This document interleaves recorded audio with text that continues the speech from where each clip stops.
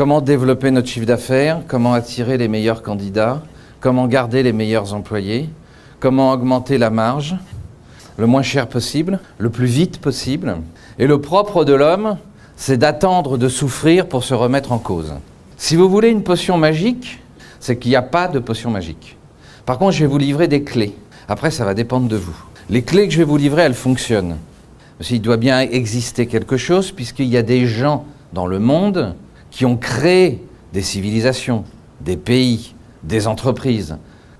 Donc il n'y a pas de raison qu'on soit devenu tellement stupide qu'on ne puisse plus en faire autant. Combien d'entre vous s'assoient 1 heure par mois avec ces équipes en se posant la question « Pourquoi on a gagné ?» En reproduisant le succès et en comprenant pourquoi on réussit, on développe des réflexes de succès. Comment entretenez-vous votre succès? Si je vous pose la question de 1 à 10, quel est le leadership de votre entreprise? C'est quoi le leadership? Quand vous entendez parler de leader, qui est-ce qu'on nous montre? Parmi tous les gens qu'on vous présente à la télévision, à la radio, dans les journaux, y a-t-il une personnalité politique au Québec qui vous inspire une vision d'avenir? Est-ce que vous voulez avoir des leaders ou est-ce que vous voulez avoir une entreprise qui a du leadership? Le leadership, c'est l'identité. C'est vraiment avoir une ambition au service. C'est un état d'être, c'est une façon de se comporter. Un leader ne travaille pas seul. Ce sont des gens qui savent définir les meilleures stratégies. Un leader, il travaille avec les autres et il s'entoure des meilleurs. Les meilleurs ont envie de travailler avec qui? Avec des gens qui les rendent meilleurs. C'est la possibilité de partager, de vivre une aventure passionnante qui motive les gens. Et encore plus, les générations X et Y.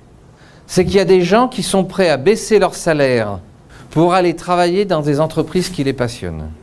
Ça veut dire que le leader ou le leadership de l'entreprise est un des facteurs de croissance, aussi bien en interne qu'en externe, parce que ça va vous permettre de rayonner. Un leader, c'est quelqu'un qui communique la passion. Le leader, il est en cohérence. Le leader, c'est quelqu'un qui a le sens de l'analyse critique. C'est quelqu'un qui dit on a gagné la bataille, si je reprends les grands leaders, genre Alexandre le Grand, Jules César et compagnie, on a gagné la bataille, je suis fier de vous et je vais vous expliquer pourquoi on a gagné. Donc qu'est-ce qui se passe dans la tête des gens? Si on a gagné celle-là, on est peut-être capable d'en gagner une autre.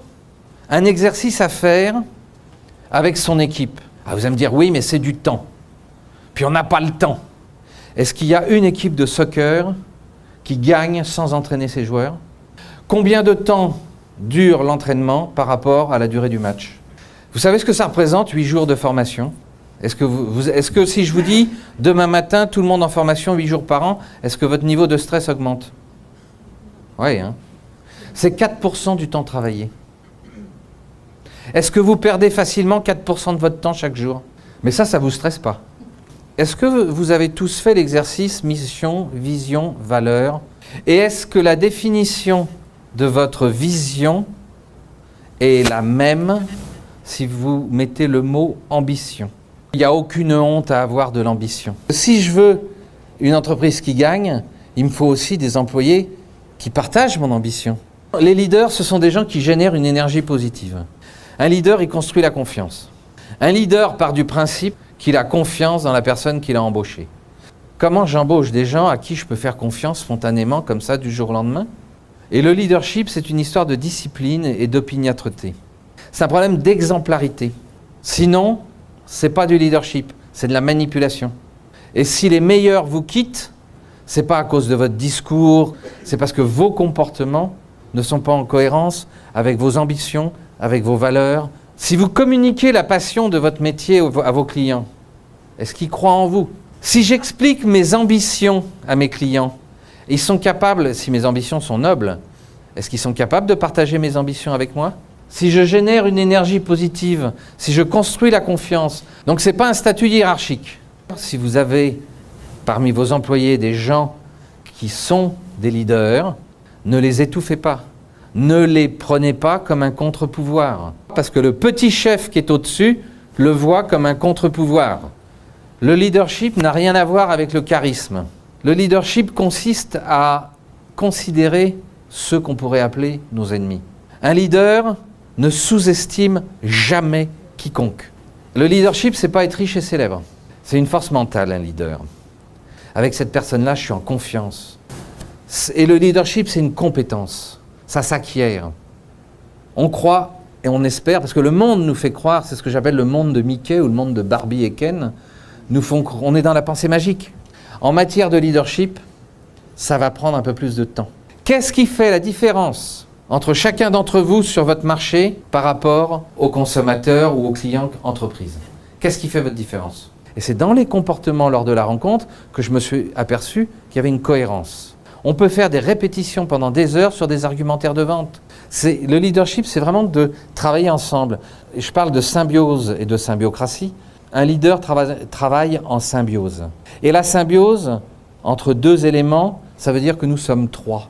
Lorsqu'on travaille en symbiose, ça veut dire qu'on défend le résultat.